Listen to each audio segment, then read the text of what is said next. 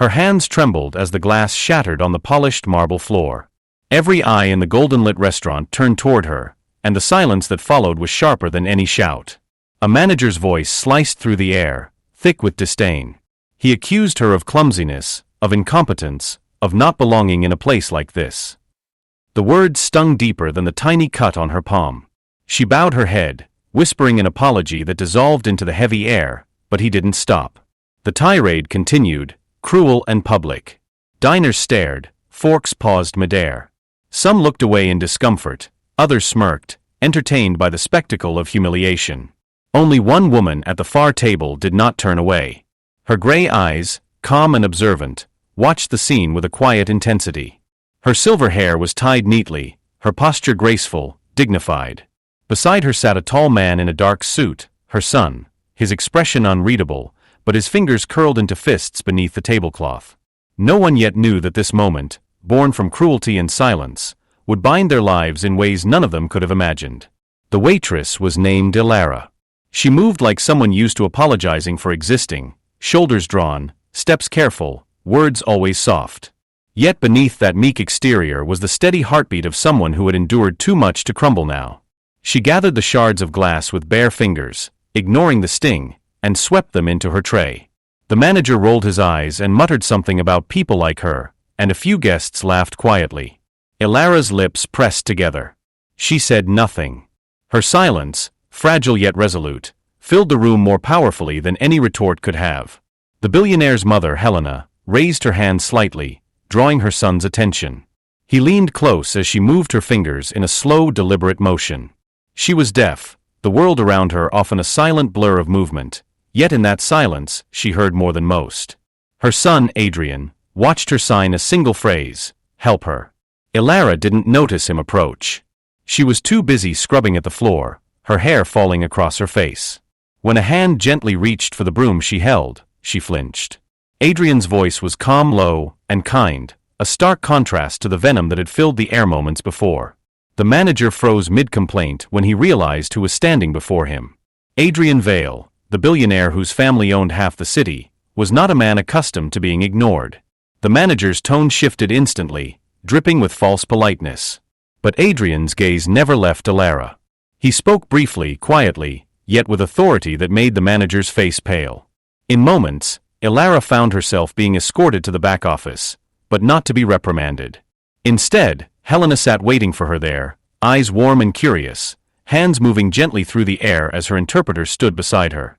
Helena signed, and the interpreter's voice filled the room softly, asking Ilara about her name, how long she had been working here, if she was hurt. Ilara tried to answer, but her voice quivered. Helena smiled, a small, knowing smile, and reached for a notepad. Her handwriting was elegant, flowing. "Do you know sign language?" she wrote. Ilara blinked, hesitating before nodding shyly. "A little," she mouthed. Helena's eyes lit up. She signed something slowly, waiting for Ilara to catch the meaning. Ilara's face brightened as she signed back, rusty but clear. And for the first time in months, she smiled, a soft, tentative smile that warmed the air between them. That was the moment Helena decided. Ilara never saw it coming. Days later, she received a letter, a formal contract offering her employment as Helena Vale's personal assistant and companion. The salary was more than she'd ever dreamed of. The note attached was handwritten in that same elegant script, "Your silence speaks with kindness.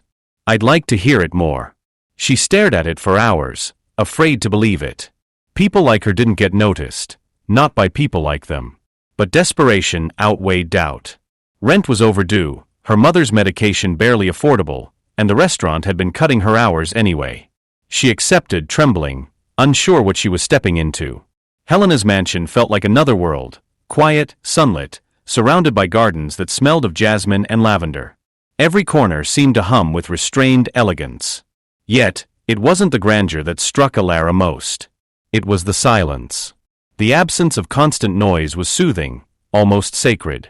Helena communicated mostly through sign, and though Ilara's skills were limited, she learned quickly. She was gentle, patient, and Helena often watched her with a fondness that reminded one of a mother watching a daughter she wished she'd had. Adrian visited rarely at first. He was distant, always on his phone or in meetings, the type of man whose world spun on schedules and numbers.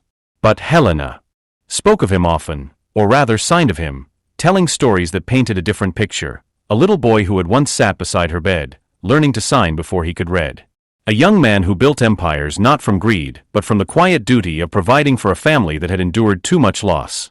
One rainy afternoon, as Alara served tea in Helena's study, Adrian walked in unexpectedly. His gaze softened when he saw Alara helping his mother communicate, her hands careful, respectful, deliberate. Helena smiled proudly at her son, signing a phrase that made him chuckle. Then Helena signed again, this time pointing toward Alara. Adrian frowned slightly, puzzled, and the interpreter, who had been sitting quietly, spoke. She says Alara reminds her of herself when she was young. Quiet, but unbreakable. That was the first spark. Over the following weeks, Adrian began noticing the small things. How Alara never rushed Helena, how she laughed silently at Helena's playful teasing, how her kindness wasn't performative but instinctive. Once, he found her sitting alone on the back steps of the garden, tears on her cheeks as she read a letter. He didn't approach, only watched from a distance. Later, he would learn it was from her brother, a soldier lost overseas, a memory she carried like a scar beneath her gentle smile. Alara's backstory was woven with quiet tragedy. Her father had abandoned them when she was 16.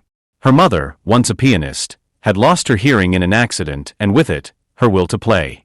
Her brother, Liam, had been her light, enlisting to help them survive. When news of his death arrived, Alara had gone mute for weeks, unable to find meaning in words. She took any job she could, waitressing, cleaning, helping the elderly, and somewhere along the way, learned to sign again, as if trying to keep a part of her brother alive. Helena learned all this in fragments, through gestures, expressions, and the soft pauses between their conversations. She saw in Alara something deeply familiar, a woman who understood silence not as emptiness but as refuge. Adrian, however, struggled. He couldn't understand why his mother was so drawn to this fragile waitress. To him, the world was built on merit, efficiency, control. Yet every time he tried to dismiss the feeling, he'd remember that first night, the way Alara had bowed her head, endure humiliation, and still serve the table with trembling grace. One evening, at a charity gala held in Helena's honor, everything changed. The ballroom shimmered with chandeliers and silk gowns.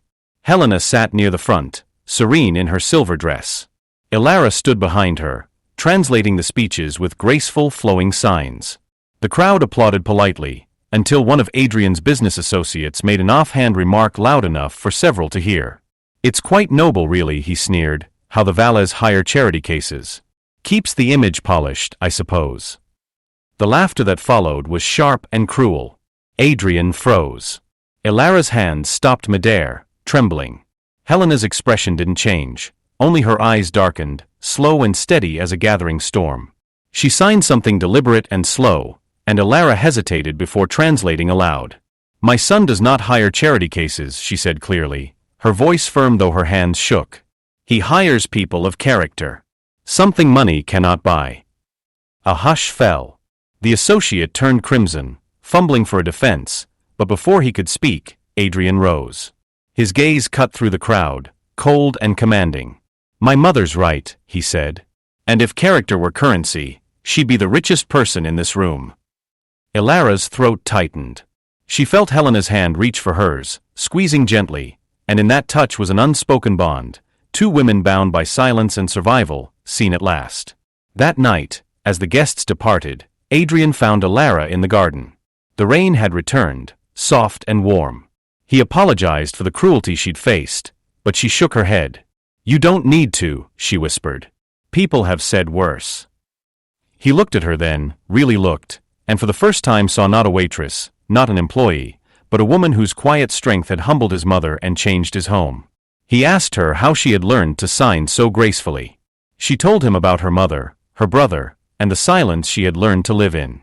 "Silence doesn't scare me anymore," she said softly. "It's where I learned to listen." That line stayed with him for days. Weeks turned into months. Helena's health began to decline, and Alara became more than an assistant, she was family. She stayed through sleepless nights, reading Helena's favorite books aloud, her hands moving gently in tandem with the words. Adrian watched helplessly as his mother grew weaker, and in those moments, Alara's calmness anchored him. When Helena passed, it was in peace, her hand resting in Alara's, a faint smile on her lips. She had left letters. For both of them. To her son, she wrote of gratitude and a single wish, that he see the world through Alara's kind eyes. To Alara, she wrote something that would change everything: you gave my silence meaning again. Live loudly in your kindness. Helena's funeral drew people from every corner of the city. Yet the most profound moment wasn't spoken, it was signed. As the casket was lowered, Alara raised her hands and began signing a prayer. The crowd watched in stunned silence as others, one by one, began to mimic her gestures. Dozens of hands moved in unison, silent and reverent, filling the air with unspoken grace. Adrian stood beside her, tears tracing down his face. After the service, he turned to her and said the words his mother had once signed to him as a boy: "The world listens differently when you speak from silence."